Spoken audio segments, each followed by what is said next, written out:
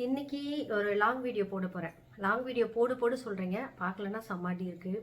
இன்றைக்கி வந்து பிரண்டை துவையல் தான். நான் எப்படி பண்ணுவேன்னு நான் 2 விதமாக பண்ணுவேன். ஒன்று சட்னி, ஒன்று துவையல். நான் வந்து இன்றைக்கி துவையல் தான் பண்ண போகிறேன். ஏற்கனவே நிறைய ஷார்ட்ஸில் வந்து பிரண்டை எப்படி க்ளீன் பண்ணணும், பிரண்டை வந்து எப்படி துவையல் பண்ணுறது, சட்னி பண்ணுறதுலாம் நிறைய ஷார்ட்ஸில் போட்டிருக்கேன். நம்ம பிளேயிங் லிஸ்ட்டில் ஹெல்த்தி ரெசிபிஸில் போனீங்கன்னா அது கண்டிப்பாக இருக்கும். இன்றைக்கி வந்து துவையல் எப்படி பண்ணுறதுன்னு கொஞ்சம் லாங் வீடியோவாக, ரொம்ப நேரம் இழுக்காமல் கொஞ்சம் சீக்கிரமாக டக்குன்னு முடிகிற மாதிரி துவையல் பண்ணிடலாம். இப்போ வாங்க வீடியோக்குள்ளே போகலாம். ஃபஸ்ட்டு வந்து பிரண்டையை வந்து நல்லா க்ளீன் பண்ணி எடுத்து வச்சுருக்கேன். குட்டி குட்டியாக கட் பண்ணி அதில் இருக்க அந்த தோல் நாரெல்லாம் எடுத்து ரெடி பண்ணி வச்சுட்டேன். இப்போ என்னென்ன பொருள்லாம் தேவை பிரண்டை துவையலுக்கு அப்படி சொல்லிட்டு பார்த்துட்டு அப்படியே வீடியோ பண்ண. துவையலுக்கு பிரண்டையை வந்து நல்லா குட்டி குட்டியாக கட் பண்ணி தூளெல்லாம் எடுத்து நல்லா வாஷ் பண்ணி எடுத்து வச்சுட்டேன். உளுத்தம்பருப்பு 2 டேபிள் ஸ்பூன் எடுத்திருக்கேன். கொஞ்சமாக புளி, காரத்துக்கு ஏற்ற அளவுக்கு வரமிளகா. எந்த அளவுக்கு நம்ம வந்து பிரண்டை எடுத்துருக்கோமோ அந்த அளவுக்கு காரத்துக்கு ஏற்ற மாதிரி நீங்கள் வந்து மிளகா போட்டுக்கலாம். கொஞ்சமாக இஞ்சி, ஒரு 15லேருந்து 20 பல் பூண்டு. கருவேப்பிலை நிறைய போட்டிங்கன்னா சூப்பராக இருக்கும்.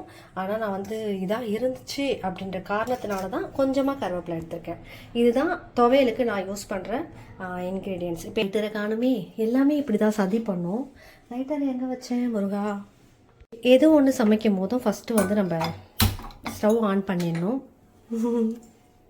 ஃபஸ்ட்டு வந்து கொஞ்சமாக எண்ணெய் போட்டுக்கலாம். நான் நல்லெண்ணெய்லாம் யூஸ் பண்ணல, நார்மல் ரீஃபண்ட் ஆயில் தான் போட்டிருக்கேன். எண்ணெய் நல்லா காயட்டும். அதுக்கப்புறம் நம்ம எடுத்து வச்சுருக்க உளுத்தம்பருப்பு, இஞ்சி, பூண்டு, வரமிளகா, புளி எல்லாமே போட்டுக்கிறோம். புளி வரமாட்டேங்குது, ஒரே வெளியிலலாம் சத்தமாக இருக்குது. எங்கள் வீட்டில் இந்த வெளிச்சம் வந்துடுதா, ஸோ அதனால் ரொம்ப டல்லாக தெரியுது. நல்லா பொரிச்சு எடுத்துக்கலாம். வந்தது இந்த பிரண்டை துவையலில் பார்த்திங்கன்னா, பிரண்டை துவையலன்னு சொல்லக்கூடாது, இது நல்லா பொரியட்டும். இந்த பிரண்டையில் பார்த்திங்கன்னா நம்மளுக்கு வந்து நிறைய கால்சியமு, ஃபைபர்லாம் இருக்குது. ஸோ வாரத்தில் ஒரு 2 முறைனாலும் இந்த பிரண்டை துவையல் பண்ணி சாப்பிடுங்க. இப்போ ரொம்ப அவைலபிளாக கிடைக்கிது, எல்லா இடத்துலையுமே இப்போ ஈஸியாக கிடைக்கிது. இது க்ளீன் பண்ணுறது மட்டும்தாங்க கொஞ்சம் கஷ்டம். இது க்ளீன் பண்ணுறது மட்டும்தான் கொஞ்சம் கஷ்டம். மற்றபடி இது சமைக்கிறது ரொம்ப ஈஸி, டக்குன்னு செஞ்சிடலாம். ஏன் நம்ம தனித்தனியாக வதக்குறோம் அப்படின்னா, பிரண்டை வந்து நல்லா வேக விடணும். பிரண்டை வந்து சும்மா லைட்டாக வதக்கிட்டு அரைக்கக்கூடாது, பிரண்டையை நல்லா வேக விடணும். ஸோ அதனால தான் தனியாக இந்த உளுத்தம்பருப்பு, வரமிளகா, பூண்டெல்லாம் தனியாக வதக்கி எடுத்துக்கிட்டு அதுக்கப்புறம் அதை நல்லா செவக்க வேக விட்டு வதக்கிட்டு அதுக்கப்புறம் தான் நம்ம துவையல் அரைக்க போகிறோம். அதனால் கருவேப்பிலை இப்பயே போட வேணாம். இது கொஞ்சம் இந்த உளுத்தம்பருப்பு, இஞ்சி, வரமிளகாலாம் நல்லா வதங்கி வந்ததுக்கு அப்புறமா நம்ம வந்து கருவேப்பிலை ஆட் பண்ணிக்கலாம். சரியா?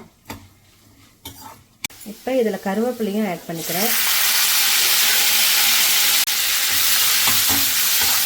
கருவேப்பிலை லைட்டாக ஒரு வதக்கினா போதும்.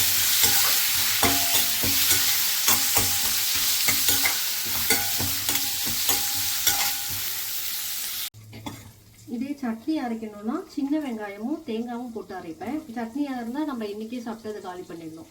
இந்த மாதிரி துவையில் அரைக்கும் போது இதை வந்து நம்ம எடுத்து வச்சு நாளைக்கும் சாப்பிடலாம். அதுவும் சாப்பாடில் இதை போட்டு நல்லெண்ணெய் அதுக்கு மேலே ஊற்றி சாப்பிட்டா சூப்பராக இருக்கும். என் பசங்களுக்கு இந்த பிரண்டை துவையல் எல்லா விதமான துவையலுமே ரொம்ப பிடிக்கும். அதனால் கஷ்டப்பட்டு கொடுக்க வேண்டியதில்லை. ஸோ அதனால் இது நான் கிடைக்கும் போதெல்லாம் இதை சமைச்சிருவேன். நம்ம நிறைய பேர் இதை சமைக்காததுக்கு காரணம் வந்து கை எரிச்சலாக இருக்கும், அந்த மாதிரி காரணம். நம்ம வந்து க்ளீன் பண்ணும் போதே தெரிஞ்சிடும். சில பிரண்டெல்லாம் ரொம்ப கையெல்லாம் அரிக்கும். அந்த மாதிரி பிரண்டையை நீங்கள் ஒழுங்காக வதக்காமல் சமைச்சிங்கன்னா கண்டிப்பாக வாயெல்லாம் அரிக்கும். உங்களுக்கு வந்து பயமாக இருக்குது, நான் எப்படி க்ளீன் பண்ணாலுமே எனக்கு வந்து அது ஒரு மாதிரி எரிச்சலாக இருக்குது அப்படின்னா புளி தண்ணியில் போட்டு ஒரு 1/2 hour ஊற வச்சுட்டு அதுக்கப்புறம் வாஷ் பண்ணி சமைங்க. நம்மளுக்கு இப்போ ரெடி ஆகிடுச்சு. கருவேப்பிலையோடு சேர்ந்து நல்லா வதங்கி வந்துடுச்சு. ஸோ நம்ம இதை வந்து ஒரு மிக்ஸி ஜாருக்கு மாற்றிட்டு அதுக்கப்புறம் வந்துட்டு பிரண்டையை போடலாம்.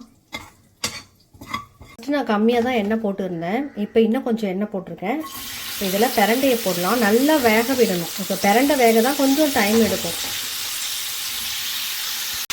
ஸ்லோ ஃப்ளேமில் வச்சுட்டு ஸ்டவ்வை நல்லா வதக்கி விடுங்க. இந்த மாதிரி இந்த க்ரீன் கலர் எல்லாம் மாறிட்டு நல்லா செவந்து வர அளவுக்கு நல்லா இதை வேக விடணும்.